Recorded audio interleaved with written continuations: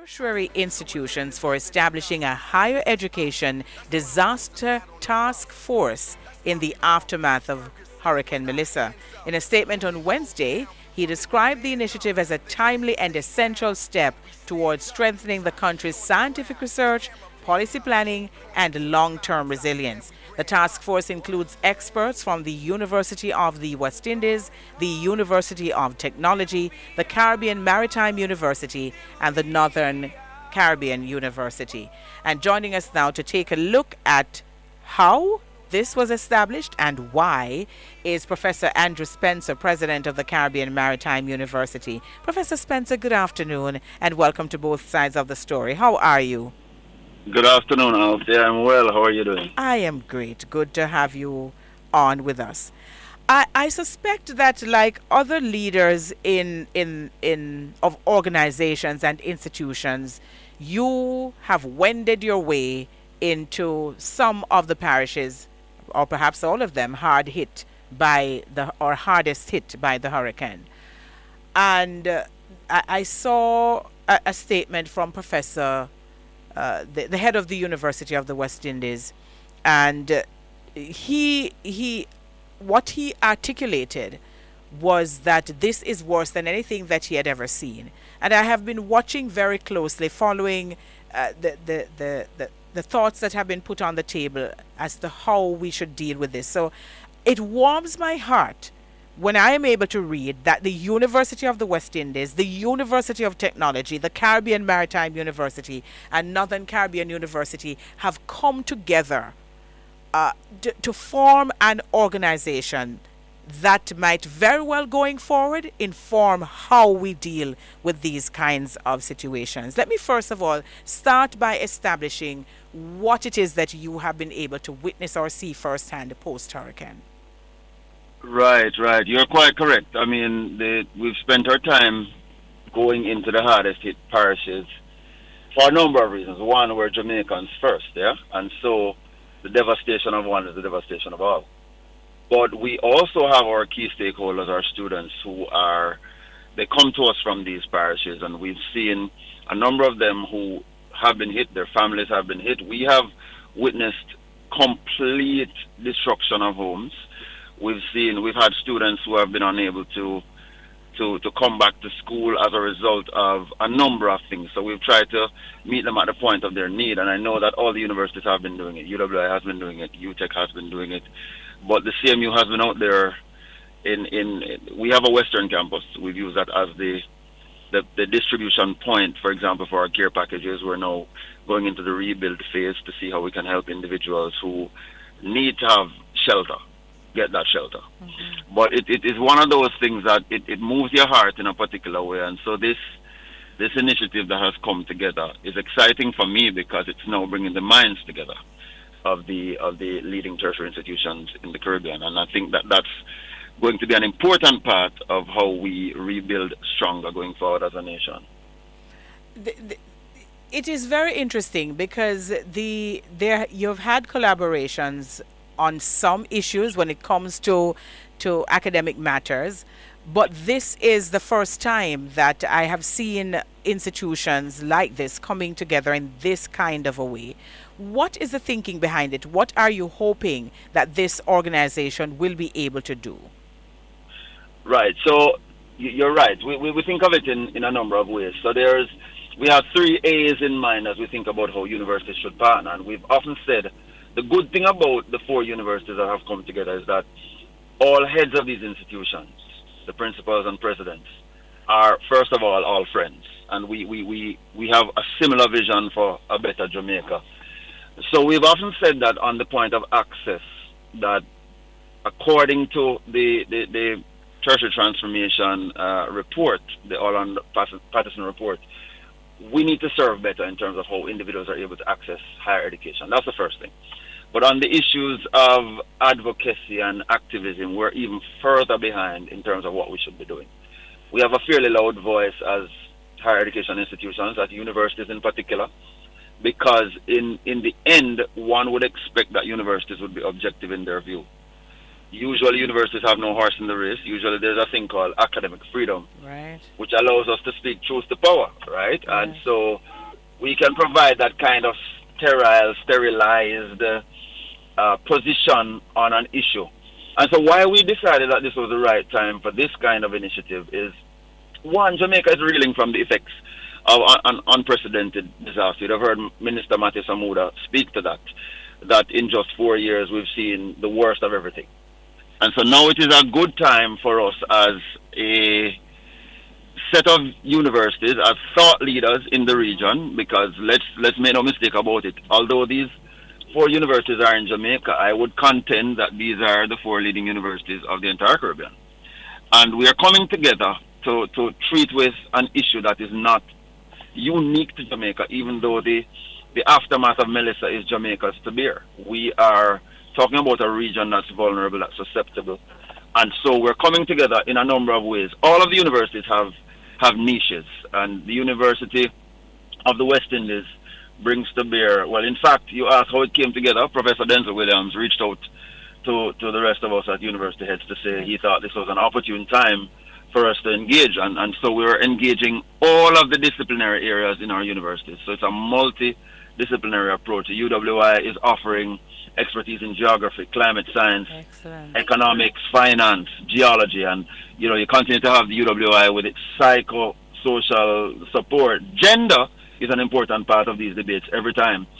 And I'd want to make the point that our partners at NCU, and here's where we have a beautiful collaboration. You have three public universities, the only three public universities, partnering with one private university to make this happen.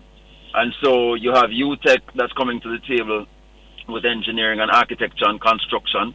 You have the CMU who also weighs in on the area of engineering, because STEM is also our ethos.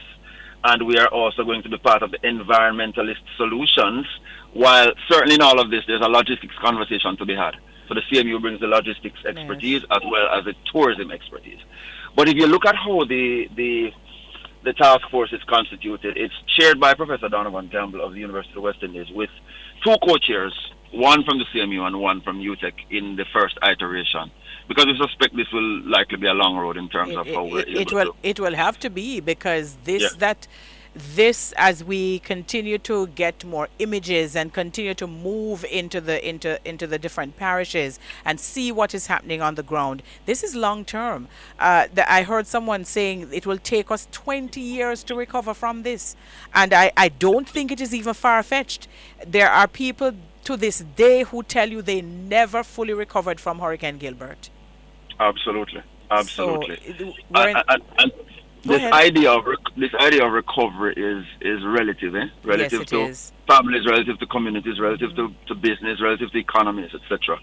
So the rate of recovery will vary in pockets, but in the main, we are committed to doing our part in ensuring that we have the right kind of information to make the right Yes. decisions.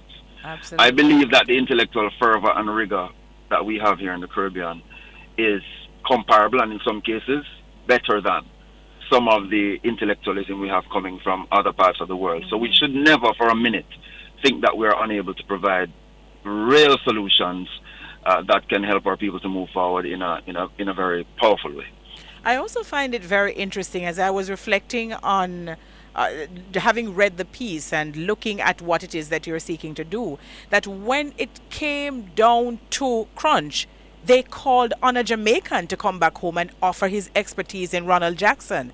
It Exactly. tells us that, as you talk about the fervor that we have, the academic prowess that we possess as a people, as a the resilience of our people, the strength that we carry within us to move past some of these challenges. It is all very important. And I remember being very impressed by Professor Denzel Williams's very poignant remarks on the situation that was taking place on the ground. So it doesn't surprise me that you have all come together in this kind of a way.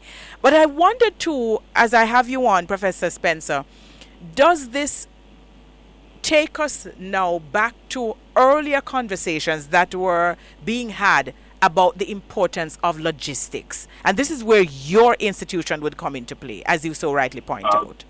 Absolutely, absolutely. Spot on. So we've been talking for some time about Jamaica taking its place as one of the great global logistics hubs of the world, right?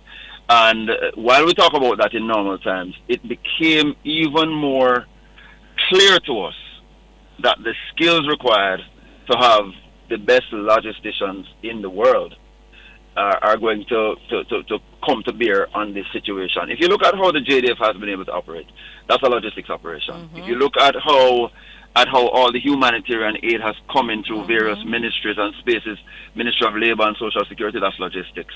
If you look at the example of how the mayor of Montego Bay has been able to move fairly quickly to treat some of the issues in Catherine Hall and other affected areas, that's logistics. And so we see it as an opportunity, and that's why I'm happy that that's one of the disciplinary areas that has been introduced into the task force. That we now need to understand just how that particular discipline and its understanding will enable us to be an economic powerhouse in the region. I think we've seen a fair degree of stability in the economy leading up to some of these disasters and crises, from COVID to Beryl to Melissa. And so we now need to normalize in our own psyche the role that logistics will play going forward. I for example, long for the day when everything coming through the Panama Canal understands that Jamaica needs to play a role. Indeed. And so we're talking about bunkering, we're talking about breaking bulk. I could go on, but I think this places front and center the need for us to have that conversation. I digress a little bit. Last year, Michael Leachin came to us, and you know what he said to us for NCB? He said he wanted the 10 brightest logisticians and the 10 brightest engineers. Why did he want those? He said, look, banking is a logistics business. People don't get it. A lot of what I do is process. It's repetitive. It requires individuals who understand efficiency. And then he said, why do I want engineers? Well, apart from the fact that he's an engineer, he wants engineers because he wants a great degree of solution orientation for a number of the needs that the bank has. So I make the point that logistics is not just about shipping. It's about all of what we're talking about. It's about disaster recovery. It's about future proofing. It's about manufacturing. It's about the automotive industry, and I could go on and on. In fact, let me take it a step further. I had a conversation with the executive chairman of Sandals Resorts, and he made it clear that everyone in his head office, its corporate office, needs to understand logistics, because that is what they're essentially doing from the corporate office to ensure that all of the properties are operating effectively and efficiently. All right, Professor Spencer, hold on for us. A lot more for us to unpack. Let us do that after the break. Time is with Professor Andrew Spencer, president of the Caribbean Maritime University, and he's talking to us about this organization that has been established, Higher Education Disaster Task Force, and it has pulled together experts from the University of the West Indies, the University of Technology, the Caribbean Maritime University, and the Northern Caribbean University. I want to take you back to something you mentioned earlier on, Professor Spencer. I was having conversation with someone, and I used as an example the same example that you gave, was that of the work that is being done by the mayor of Montego Bay. There is something about the way the way in which he has approached this issue, the way in which he has articulated the message surrounding what it is that they're doing on the ground, that seems to resonate with people. And I don't know if he has any logistics training. I don't know his background. But what is it about the approach that he has taken that you think has made a difference in the way people are moving in his area? Yeah, I think it comes down to maybe the mayor does have training, who knows? But it would certainly appear that he understands it, whether from reading or from learning from the experiences of others. There are some things in logistics that make it work. For example, you need the right planning, you need the right people, you need the right price, and I could go on with all the P's. And I think what the mayor has been able to do is identify what the process should look like. That's so another P. Yes, another P. He does things, product, I could go on and on. But he does things in a way that is organized. So, for example, you'll find that on day one, he had everybody working on packaging. And he had the full weight of the team behind that. And by day two, he was in a distribution phase, and by day 3, he was in a cleaning phase. And so it's that kind of deliberate organization that has made it successful. And obviously we use the word successful with a degree of measure, because of course there are those who will look on and think that more can be done, but understand the extent of the disaster. And so there are those who will feel it and others who will feel it a little later. But I think it is just the way he has approached it in terms of getting the right people at the table, having the right processes, engaging the right partnerships, ensuring that what he's doing follows a particular process. And that level of organization is something that we could benefit from as just a part of our everyday being. Well, let me find out from you then. Do you think that every organization, bar none, should have a logistician in their on their team? I think so, not necessarily the nomenclature logistician, but someone who certainly understands how to make things work. One of the biggest challenges all our businesses have in the developing world and in small island developing states is this issue of efficiency. We struggle with having minimum input and maximum output. And so I think that organized processes, as I said before, go back to the P's, the people, the place, the price, the product, having all of those things properly aligned will help any business, bar none, doesn't matter the industry, in moving things forward. And of course, the greater the efficiency, the lower your cost. And so you're able to look at a profit margin that makes more sense. And it means, therefore, after that, you can take care of your people. You can reinvest. I could go on and on. It's very cyclical. But having the right logistical process and space and support will help you get there. All right. So one of the things that I've done this afternoon is I've deliberately stayed away from trying to pronounce HEDE.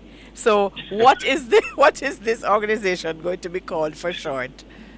For short, well, I listen. I would hate to be the one to mispronounce it myself. So what I have been doing cautiously over the last 2 days, I have been saying I just said the Higher Education Task Force for Disaster Resilience. I can't go wrong with that. I would leave it to the UE guys to decide if they want to call it Heedy or Heady, but let's just go with HEDE. All right, no problem. Because I know that people are going to be calling on you to engage them in conversation going forward, and you'll have to shorten it somehow. So we'll wait on them to come back to that. But yes. At this juncture, then, what are you, as a team, as a unit, hoping to accomplish or to help us to accomplish? And when I say us, I mean all of us, because I want as well, Professor Spencer, to establish what their role in all of this is going to be. Yes. Well, first of all, a part of this is to rebuild trust in our own expert base, right? Mm-hmm. And so the role of the Jamaican people will be to accept and understand that there's quality residing right here in Jamaica in terms of academic, as you said, academic prowess, academic rigor, and just the ability for us to intellectualize and produce high-quality solutions. So the core functions of the HEDE, one, we're supporting the development of national recovery through policies and help with policy formulation through excellent and expert research and analysis. It's to provide technical and advisory inputs on the critical matters of climate-resilient infrastructure and environmental restoration. We know we can't build like we built before. Those are the kinds of things, to offer guidance on some of the social, psychological, and other areas of community well-being, and to ensure that there is sufficient capacity building, public education, dissemination of knowledge. In the absence of that kind of knowledge, recovery is likely to be much more challenging. One of the things that we are able to do and to mobilize as universities is student research as well. Mm-hmm. And so it is to engender a sense of civic duty and pride in our students, to understand that, one, volunteerism is going to be needed, but also to get the students, who are many times the ones who are much more creative than even the facilitators, to produce and to engage in research that is going to provide these kinds of solutions. And I don't for a minute assume that somehow information and knowledge and data and understanding reside only in professors and doctors and lecturers and senior lecturers. We have found, for example, that some of the best research on sargassum that has come out of the Caribbean Maritime University come from student projects. And we're talking about projects that have gone on to get massive funding out of Ireland and England. So I am very seized and I'm very supportive, and I know the colleague universities are also supportive in this area. And out of this will come a number of subcommittees. We expect to have about 5 subcommittees out of this. One that focuses on infrastructure and reconstruction, another that focuses on environmental and climate resilience, one on policy and economic analysis, one on social and psychosocial recovery, and very important part of it, one on communications, outreach, and student engagement. That is critical. That is critical. One of the challenges that I know you will likely face is that the very that word that you used earlier, intellectualize and intellectualization, because there are some in society who think that the learned gentlemen and women of the institutions tend to do the research, and the research sits on the shelf. Yes. How do we actionize what it is that you're seeking to do? Yes. Well, let me have a little departure from that position for a second. I think that that's one of those conversations that I would have accepted maybe 10 years ago. I have witnessed, I've had a 25-year career in academia, and I have witnessed in the last 10 years a significant shift in all of our university spaces. One could never state, for example, that the medical research coming out of the UWI is not action-based. We've provided some solutions and possible ways of treating many kinds of diseases, etc. I would hasten to say that a lot of the research coming out of UTech is also very action-based and very solution-oriented. All of the research we do at the CMU focuses on that kind of approach, or engineering solutions. We are very driven by patents in a number of areas for the solutions we provide. And the same is true for NCU. NCU has been charting a particular path, for example, in some of the areas of agro and foods, and in other areas that are very practical. So what I would like to say is that the 4 universities that are partnering here are very poised, very seized. All of the leaders and leadership are of a particular ilk that says that the two can peacefully coexist. This idea of purist research that serves a particular laboratory environment, and I use laboratory to be broader than the physical labs, and the kind of research that is easily adaptable and absorbed into societal spaces. So because we're so focused in that way, coming together at this time is a good point for us to look at this. And we know that in a time when we're in the aftermath, when some people can't figure out where they're going to live, what they're going to eat, what their future looks like in terms of employment, that this research has to be research that is easily transferable into the lives of the people. And so that's going to be our focus. Which means that our communication as well has to reflect that, right? So we have to figure out how to communicate effectively so that everyone understands. Seems you're reading my thoughts, because I was going to say that in this age of social media, when there is so much dependence on getting information using that platform, we have found ourselves in a situation where we have had we're going back to some of the traditional methods or modes of communication. Radio, for example, when we have these kinds of events, becomes even more important. Brings into sharp focus that you cannot leave one behind, one type of communication. And so I wonder how it is that you're going to get the media and those people who love to use social media involved in this process. Yes, well, I will tell you that all of us, let me start with our university, the Caribbean Maritime University, has a robust social media engagement program. And I know that it exists in our other universities. One of the things we talk about even more pointedly these days, we're not only interested in the top line numbers for our social media engagement. So the metrics that we want to know the details of of not just how many people engage, but how do they engage? What are they doing? What does that interactivity look like? The qualitative components of that engagement.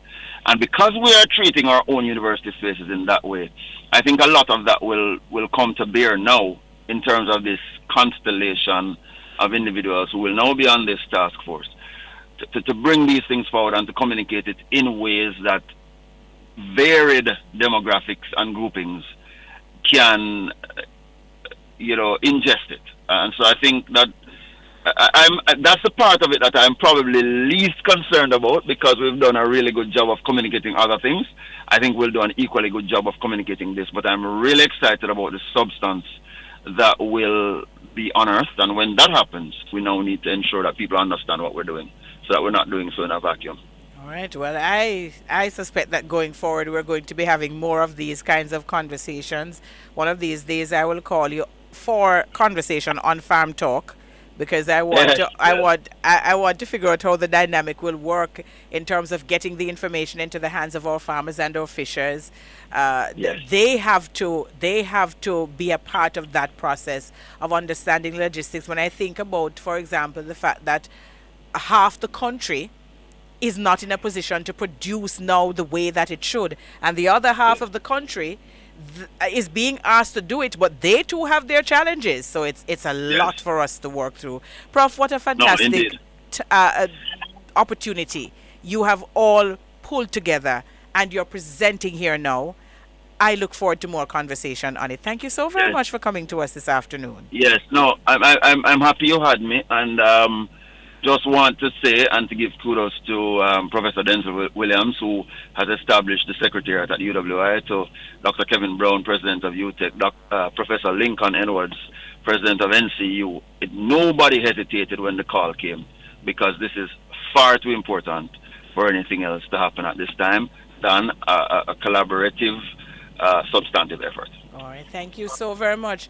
I look forward to a forum. You're going to have a forum, and I look forward to being there to hear what you all have to say.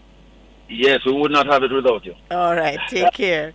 Professor Andrew Spencer, president of the Caribbean Maritime University. We take the break here on Both Sides of the Story.